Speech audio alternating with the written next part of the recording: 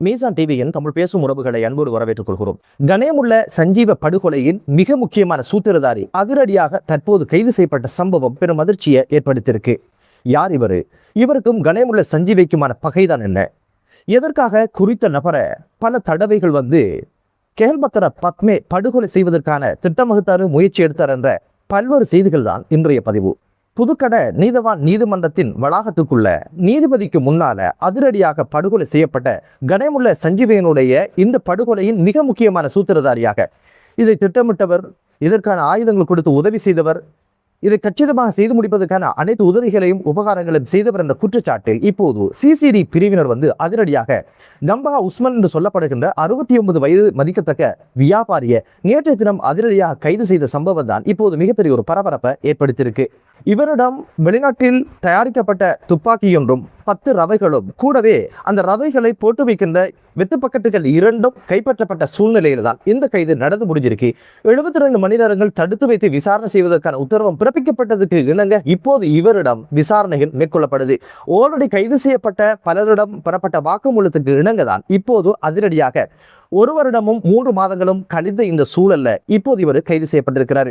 Already இந்த ஒரு கணேமுல்ல சஞ்சீவியை படுகொலை செய்வதற்கான திட்டத்தை கேல்பத்திர பத்மே வெளிநாட்டில் இருந்து கொண்டு செய்தாரு. அவருடைய தந்தையை படுகொலை செய்ததற்காக பணிதிக்கும் வகையில் தான் இந்த ஒரு விஷயத்தை செஞ்சாரு. இதுக்கு உறுதுணையாக இஷாரா செவ்வந்தி பக்கபலமாக இருந்தாங்க, துப்பாக்கியை கொடுத்தாங்க, சட்டத்தரணி புத்தகத்தை கொடுத்தாங்க அப்படின்னு பல்வேறு விஷயங்கள் மிகப்பெரும் பேசுமுறலாக இருந்த சூழ்நிலையில இப்போது அதிரடியாக துப்பாக்கி கொடுத்ததா இருக்கலாம், நீதிமன்றத்துக்குள்ள இந்த ஒரு படுகொலையை செய்யலாம் என்ற திட்டங்களை வகுத்ததா இருக்கலாம், அதுபோக இதுக்கு தேவையான அனைத்து உதவி ஒத்தாசைகளையும் செய்த இந்த கம்பஹா உஸ்மான் இப்போது அதிரடியாக கைது செய்யப்பட்டார் அப்படின்ற செய்திதான் மிக பெரும் பரபரப்பை இப்போது ஏற்படுத்தியிருக்கு. யார் இந்த கம்பஹா உஸ்மான் அப்படின்னு கேட்டீங்கன்னா, கேல்பத்திர பத்மையினுடைய தந்தைக்கு மிக விசுவாசமாக இருந்தவர், ரொம்ப நட்புறவோட பழகியவர், அவருடைய திருமணத்தை கூட முன்னின்று நடத்தியவர் தான் இந்த கம்பஹா உஸ்மான். மிக பெரும் வியாபாரி அப்படின்னு சொல்லப்படுது. கேல்பத்திர பத்மையினுடைய தந்தையும் திட்டமிட்ட குற்றச்செயல்களை செய்கின்ற ஒரு நபராக இருந்தார். அவரோடு சேர்ந்துதான் இவரும் பயணித்ததாகும். பிறகு இவர் அவரை விட்டு விலகியதான செய்திகளும் பார்க்க கிடைத்தது. கணேமுல்ல சஞ்சீவியினுடைய படுகொலையை தொடர்ந்து அன்று பேசப்பட்ட விஷயங்கள் என்ன அப்படின்னு பார்த்தீங்கன்னா, இலங்கை வரலாற்றில் 2வது தடவையாக நீதிமன்ற வளாகத்துக்குள்ள ஒரு படுகொலை நடந்தது அப்படின்னு சொல்லப்பட்டது. அப்படியாக இருந்தா இதற்கு முன் இலங்கை வரலாற்றில் முதல் தடவையாக நீதிமன்ற வளாகத்துக்குள்ள ஏதோ ஒரு படுகொலை நடந்திருக்கு. அந்த படுகொலைக்கும் இதுக்கும் சம்பந்தம் இருக்கா அப்படின்னு கேட்டீங்கன்னா இருக்குது. அந்த கதை எப்படி தொடங்குது, யாருக்கு அந்த சம்பந்தம் இருந்தது அப்படின்னு பார்த்தீங்கன்னா, அந்த ஒரு சம்பவம் எப்படி பதிவாகுது அப்படின்னு கேட்டீங்கன்னா, 1996ஆம் ஆண்டு 12ஆம் மாதம் 27ஆம் திகதி அத்தனகல நீதிமன்றத்துல ஒரு வழக்கு விசாரணைக்காக எடுத்துக்கொள்ளப்படுது. அந்த வழக்கோட பிரதிவாதிகளாக ஒரு மாமனும் மருமகனும் பிரதிவாதிகளாக பெயரிடப்பட்டு அவர்களுக்கு எதிரான வழக்கு நடந்துட்டு வருது.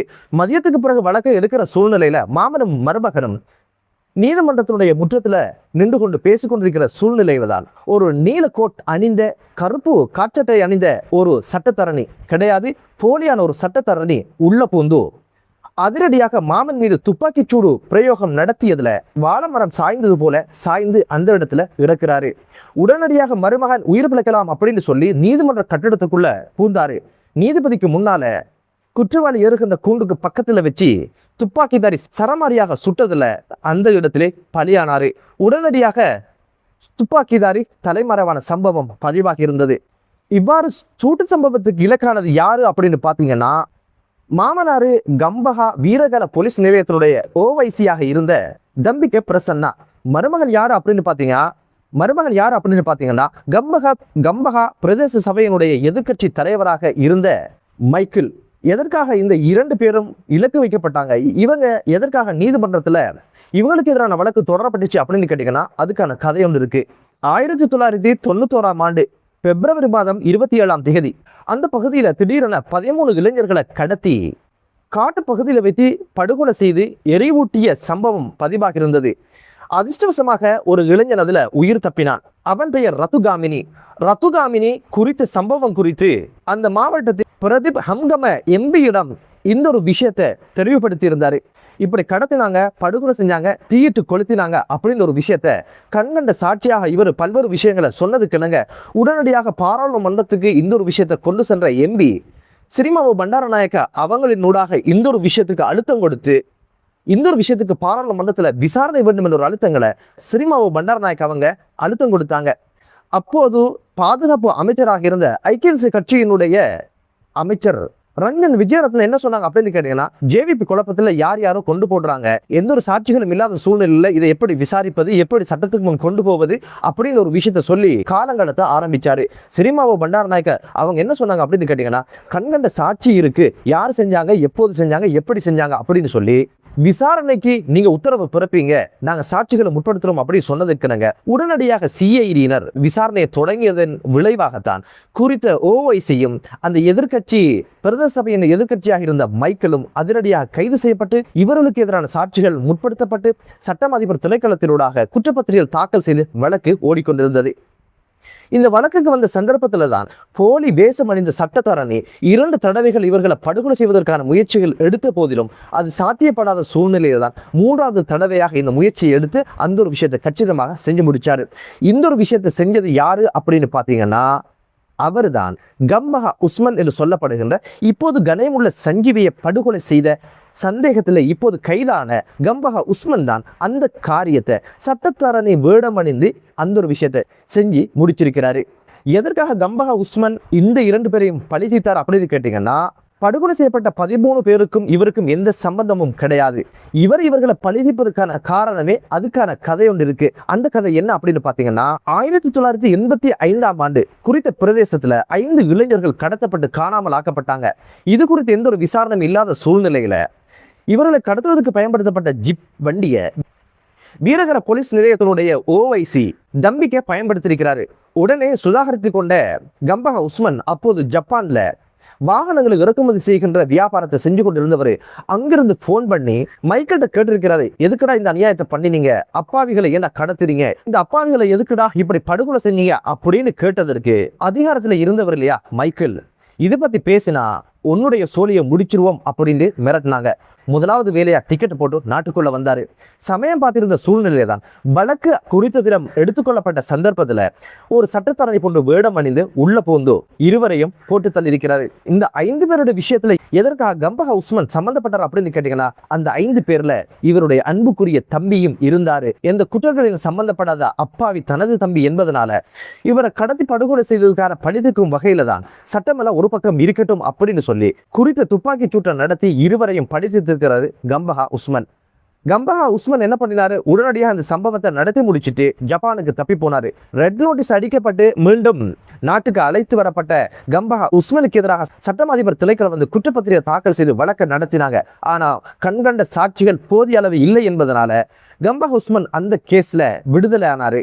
ஏன் கண்கண்ட சாட்சிகள் இல்லாமல் போனது அப்படின்னு கேட்டீங்கன்னா, இந்த போலீஸ் அதிகாரி மற்றும் இந்த மைக்கேல் என்று சொல்லப்படுகிற அரசியல்வாதிகளால அந்த பிரதேசத்தில் இருக்கின்ற அனைவருமே பாதிக்கப்பட்டவங்க என்பதனால யாரும் ஒருத்தர் தண்டனை கொடுக்கணும், ஏதோ கம்பஹா உஸ்மான் தண்டனை கொடுத்துட்டாரு இவர் எதுக்கு காட்டி கொடுக்கணும் என்ற அமைப்பில் தான் யாருமே முன்வந்து சாட்சி சொல்லாதனால அந்த ஒரு வழக்கில் சாட்சியங்கள் போதிய அளவு இல்லை என்பதனால கம்பஹா உஸ்மான் அந்த ஒரு கேஸ்ல விடுதலையானாரு. இந்த ஒரு கேஸ்ல இப்போது கம்பஹா உஸ்மான் சிக்கி இருக்கிறதா பெரும் அதிர்ச்சியை அளிச்சிருக்கு. காரணம் என்ன அப்படின்னு பாத்தீங்கன்னா, கெஹல்பத்ர பத்மையுடைய தேவைக்காகத்தான் கனேமுள்ள சஞ்சீவ படுகொலை செய்யப்படுறாரு. ஆனா கம்பஹா உஸ்மானுக்கும் கெஹல்பத்ர பத்மைக்கும் உறவு கிடையாது. கெஹல்பத்ர பத்மையினுடைய போதைப் பொருள் வியாபாரத்துக்கு எதிராகவும் குறுக்காகவும் நின்றது கம்பஹா உஸ்மான். அதனால பல தடவைகள் கம்பஹா உஸ்மானை படுகொலை செய்வதற்கான திட்டங்களை கெஹல்பத்ர பத்மே செஞ்சிருந்தாரு. அதுபோக இஷார செவந்தி தான் அதற்காக உளவு பார்த்ததாகவும் பல்வேறு தகவல்கள் கசிஞ்ச சூழ்நிலையில இப்போது கெஹல்பத்ர பத்மையோடு இணைந்துதான் இந்த ஒரு விஷயத்தை செஞ்சிருக்கிறாரு. ஆல்ரெடி நீதிமன்ற வளாகத்துக்குள்ள இப்படியான படுகொலை செய்யணும் என்ற முன் அனுபவம் இவருக்கு இருந்ததனால கெஹல்பத்ர பத்மையுடைய வேண்டுகோளுக்கு இணைந்துதான் அதை இப்போது இவர் செஞ்சிருக்கிறார் அப்படின்னு ஒரு விஷயம் தெரிய வந்திருக்கு. கனேமுள்ள சஞ்சீவைக்கும் கம்பஹா உஸ்மானுக்கும் இடையில மிகப்பெரிய ஒரு பகை இருந்ததாகவும் சொல்லப்படுது. மௌபிம பத்திரிகைக்கு அவர் வழங்கிய செவியில என்ன சொன்னார் அப்படின்னு கேட்டீங்கன்னா, நான் உயிரோடு இருக்கும் வரைக்கும் எந்த ஒரு நபரும் போதைப் பொருள் வியாபாரத்தில் ஈடுபட அனுமதிக்க மாட்டேன், கப்பம் பெறுவதற்கான அனுமதியும் கொடுக்க மாட்டேன், அதுக்கு எதிராக போராடுவேன் அப்படின்னு சொல்லி இருந்தாரு. பல தடவைகள் என்னை படுகொலை செய்வதற்கான முயற்சியை கனேமுள்ள சஞ்சீவை எடுத்திருந்தாரு. அதுல நான் உயிர் தப்பிட்டேன் அப்படின்னு ஒரு விஷயத்தை மௌபிம பத்திரிகைக்கு செவ்வியாக வழங்கியிருந்தாரு. விரோதியின் விரோதி நண்பன் என்று சொல்ற மாதிரி கெஹல்பத்ர பத்ம ஏதோ ஒரு வகையில கனேமுள்ள சஞ்சீவையை படுகொலை செய்வதற்கான திட்டத்தை இவர கையில கொடுத்துத்தான் இவருடைய உதவியை பெற்று அந்த திட்டமிடல் அனைத்தையும் இவர் செஞ்சு கொடுத்திருக்கிறார் அப்படின்னு ஒரு விஷயம் தான் விசாரணையில தெரிய வந்திருக்கு. இதுவரைக்கும் கம்பஹா உஸ்மானுடைய பேர் இதுக்குள்ள அடிபடாம 1 வருஷமும் 3 மாதங்களும் கடந்ததுக்கு பிற்பாடுதான் ஏதோ ஒரு வகையில் போலீசார் இதை திட்டமிட்ட இதற்கான துப்பாக்கிகளை வழங்கிய பல்வேறு குற்றச்சாட்டுகள் இப்போது கம்பஹா உஸ்மான் கைது செய்யப்பட்டிருக்கிறது. கம்பஹா உஸ்மானுக்கு தேவைப்பட்ட விஷயம் என்ன அப்படின்னு பார்த்தீங்கன்னா, கனேமுல்ல சஞ்சீவியை படுகொலை செய்யணும். இப்போது கெஹல்பத்ர பத்ம அதுக்காக முன் வந்துட்டாரு. இவரோடு இருக்கிற பகையெல்லாம் ஒரு பக்கம் வச்சுட்டு இப்போது கனேமுல்ல சஞ்சீவியோட சோழிகை முடிச்சிடலாம் அப்படின்றதுக்காகத்தான் இவருக்கு இருந்த முன் அனுபவங்கள், கோர்ட்ஸுக்குள்ள எப்படி படுகொலை செய்யணும், எப்படி போகணும், ஒரு சட்டத்தனையை உள்ள போனா யாருமே கண்டுகொள்ள மாட்டாங்க அப்படின்ற பல்வேறு விஷயங்களை இவர் தான் திட்டமிட்டார் அப்படின்ற வகையில இப்போது இவர் கைது செய்யப்பட்டிருக்கிறாரு. கம்பஹா உஸ்மான் வெளிப்படையாக நல்லவர் அப்படின்ற ஒரு பிம்பம் தான் இப்போது சமூகத்தில் இருந்த சூழ்நிலையில தான் இப்போது நீதிமன்றத்துக்குள்ள கனேமுல்ல சஞ்சீவ படுகொலை செய்யப்பட்ட இந்த சம்பவத்தில் இவருடைய சம்பந்தம் இப்போது பெரும் பேசுபொருளாக மாறியது. ஃபாதர் என்ற ஒரு திரைப்படம் இவருடைய வாழ்க்கையின் கதை அம்சங்களை வச்சு இயற்றப்பட்ட படம் பாரிய அளவு வசூலை கொட்டியதாகவும் சொல்லப்படுது.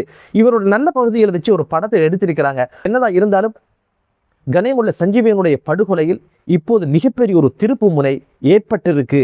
இது குறித்த பல்வேறு திடுக்கிடும் செய்திகள் எதிர்வரும் காலங்களில் தெரியவரும், பொறுத்திருந்து பார்க்கலாம். சட்டங்களை மதிக்கின்ற நல்ல பிரஜைகள் உள்ள நாடாக எமது தேசம் உருவாகட்டும் என்ற ஒரு பிரார்த்தனையோடும் மற்றொரு காணொலியிலே உங்கள் அனைவரையும் சந்திக்கும் வரை விடைபெறுகிறேன். நன்றி.